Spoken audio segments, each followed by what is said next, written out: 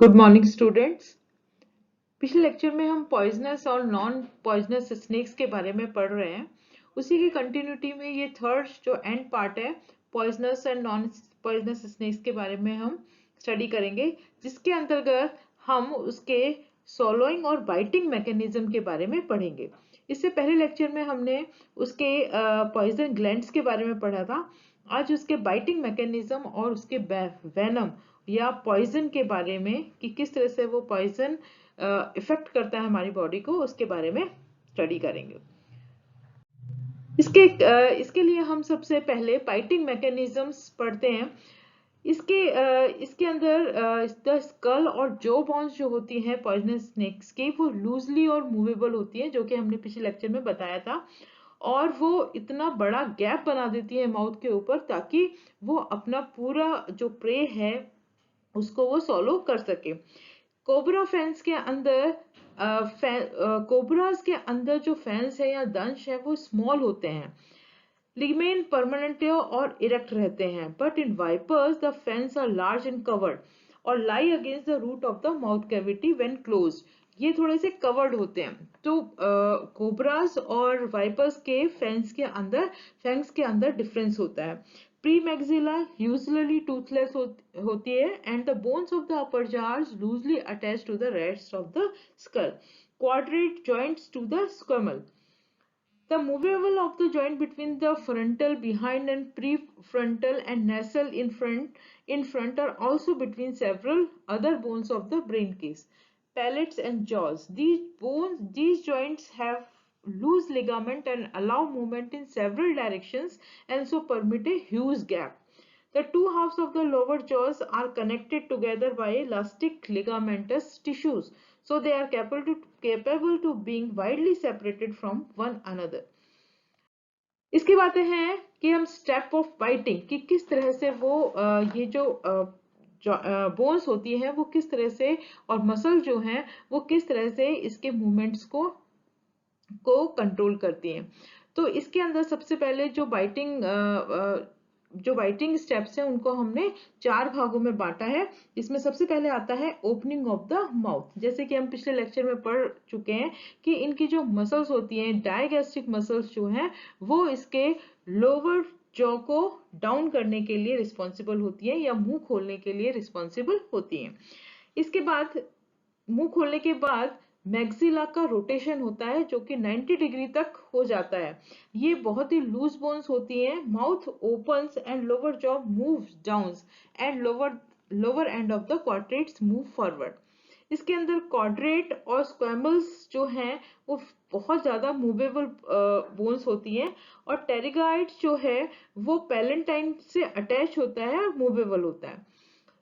इसके अंदर जो फॉरवर्ड मूवमेंट होता है बाय द पेरिगाइड्स, और जो कि कवर्ड होता है transpalatine bone of the maxilla. And ये जो टेरिगॉइड मसल्स है, ये जो कि अटैच होती है ट्रांसपेलेंटाइन से, ये रोटेट करती है इस मैक्सिला को 90 डिग्री तक। तो जो फैंस है वो एकदम से बाहर आते हैं वाइपर्स के और फॉरवर्ड हो जाते हैं, आगे की तरफ आते हैं और अपने फैंस को इरेक्ट कर देते हैं। यही रिस्पॉन्सिबल होता है उस स्प्रे को पकड़ने के लिए और अपने दांत को उस स्प्रे के अंदर फंसाने के लिए। This is the second mechanism, rotation of maxilla. The third जो स्टेप है बाइटिंग का, बाद क्लोजिंग, निगलने के बाद उसको क्लोज करना है मुंह को। इसके लिए रिस्पॉन्सिबल जो होती हैं स्फिनोटेरिगॉइड मसल्स होती हैं, टेम्पोरल और स्फिनोटेरिगॉइड मसल्स। ये इन फैन को बैकवर्ड कर देती हैं और माउथ को क्लोज कर देती हैं। इसके साथ साथ इसके अंदर it takes longer time to open the mouth than is close. कह सकते हैं कि बहुत लंबा समय वो ओपन रखता है और थोड़े से समय में वो क्लोज कर लेता है। इसके बाद आता है फैंस बाहर आने के बाद और प्रे के अंदर गड़ाने के बाद उनके अंदर उस वेनम का रिलीज होना, जो कि होता है contraction of the digastric muscle and posterior ligament is relax. जब डायगैस्ट्रिक मसल कॉन्ट्रेक्शन में होती है तो लिगामेंट, जो पोस्टीरियर लिगामेंट्स है, वो जो है रिलैक्स हो जाते हैं और स्क्वेमेशियल बोन्स जो होते हैं, जो कि फैन शेप्ड लिगामेंट से अटैच होती है, वो पुश करती है, स्ट्रेच होती है और पुश करती है किसकी वॉल्स, पॉइजन ग्लैंड्स की वॉल्स को, जिससे पॉइजन रिलीज हो जाता है और पॉइजन पॉइजन ग्लैंड से बाहर आके पॉइजन ग्लैंड से होते हुए उन फैंग्स के अंदर आ जाता है या दंश के अंदर आ जाता है और वो एनिमल प्रे के अंदर पहुंच जाता है। ये कुछ डायग्राम है जिससे हम समझ सकते हैं कि किस तरह से जो वाइपर है उसके काटने का निशान आता है, या वेनोमस जो स्नेक्स होते हैं उनका इस तरह का निशान बनता है, 2 दांत गड़े हुए। और जो नॉन पॉइजनस स्नेक्स होते हैं उनमें क्योंकि टीथ प्रेजेंट होते हैं जनरली इक्वल साइज के, उनके अंदर इस तरह का निशान बनता है। ये एक पिक्चर है जिसके अंदर एक वेनोमस सांप ने इसे खाया है पैर में। इस तरह से हम कह सकते हैं कि पॉइजनस स्नेक के अंदर 2 बड़े दांत प्रेजेंट होते हैं मैक्सिला के अंदर, जबकि नॉन पॉइजनस में similar type of teeth present होते हैं। इसके बाद आता है कि किस तरह से अपने प्रे को वो सॉलो करता है, अंदर लेता है। ये बहुत ही, अगर हम पॉइजनस स्नेक्स की बात करें तो ये बहुत ही स्लो प्रोसेस होती है और इसके अंदर स्लो प्रोसेस इसलिए होती है ताकि उसको अपनी ब्रीथिंग भी साथ साथ या रेस्पिरेशन वो करता रहे। इसके अंदर इन स्नेक्स के अंदर पेक्टोरल गर्डल और पेल्विक गर्डल जैसे नहीं प्रेजेंट होते हैं, और जो कि स्टर्नम भी प्रेजेंट नहीं होती क्योंकि इनके अंदर लिम्स प्रेजेंट नहीं होते। इसके कारण ये बहुत बड़े एनिमल को भी सॉलो कर लेते हैं। नॉन पॉइजनस स्नेक्स के अंदर फैंग्स नहीं होते, दंत नहीं पाए जाते। Teeth really developed on the premaxilla in the snake, but teeth are present on the maxilla, palatine and pterygoid as well as on the dentary of the mandible. इसके अंदर teeth are solid, elongated, sharp pointed and usually strong recovered. The function of such teeth is to hold the prey and prevent it from the struggling free while it is being swallowed. वो जो non poisonous snacks होते हैं वो अपने pray को इस तरह से दबा के रखते हैं ताकि वो फड़फड़ाए नहीं और इजीली सॉलो हो जाए। इसके बाद आते हैं हम स्नेक वेनम की, इनका जो पॉइजन है वो किस किस प्रकार का होता है, कैसा उसका नेचर होता है। तो स्नेक वेनम सिक्रेटेड होता है पॉइजन ग्लैंड से, जैसे हम जानते हैं, और ये सुप्रालेबियल और पैरोटिड ग्लैंड से का ही एक मॉडिफाइड रूप है जो कि उसके हेड में प्रेजेंट होता है।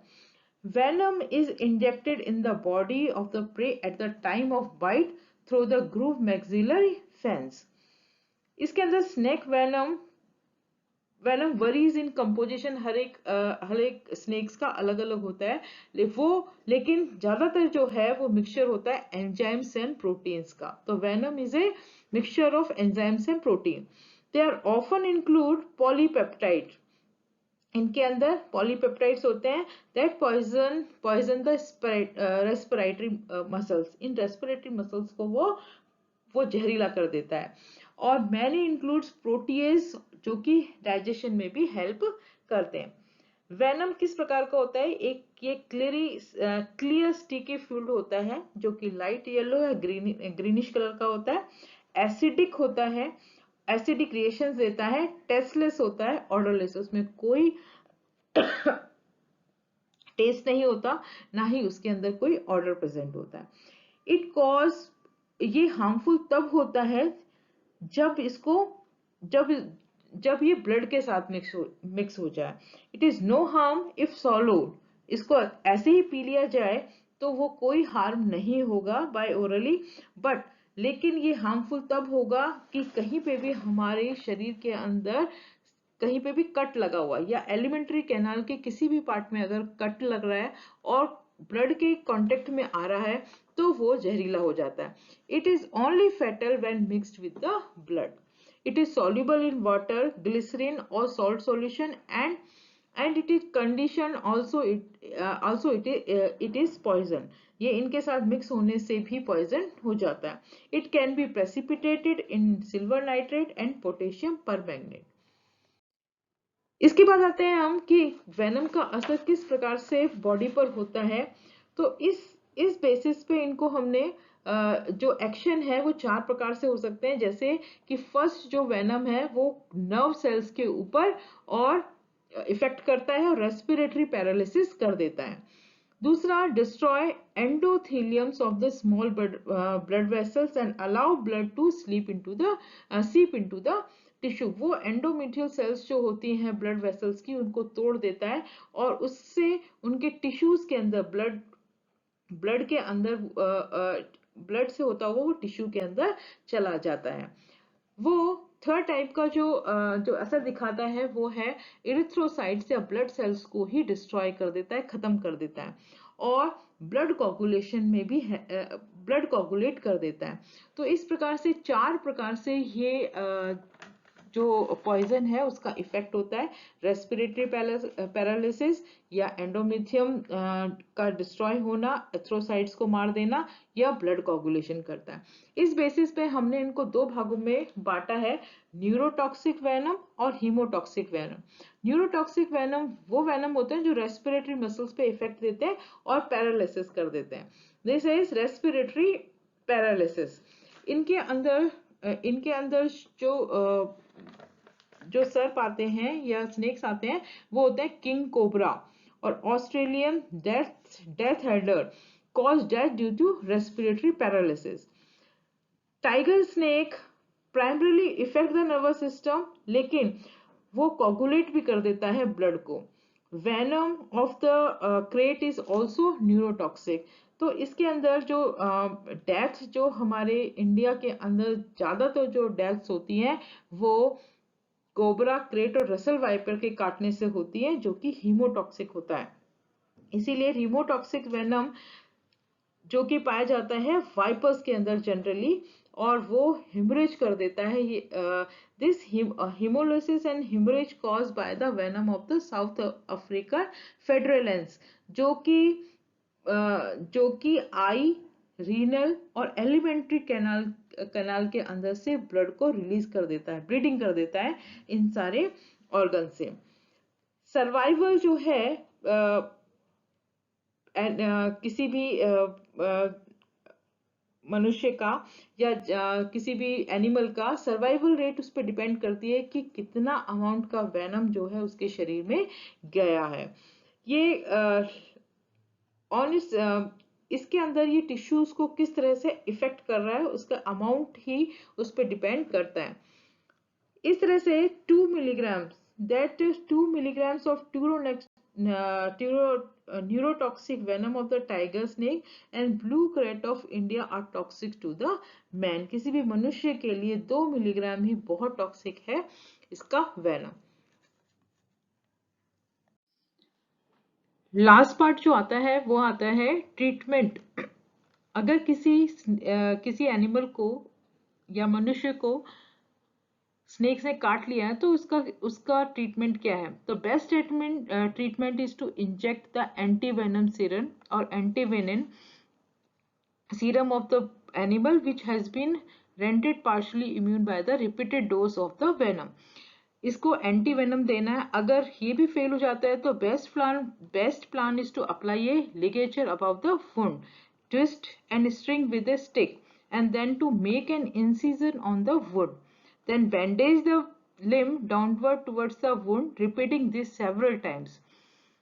Or direct application into the wounded wound of bleaching powder. Bleaching powder से उसे treat करना है, जो कि होता है 1% solution of the quantified is good.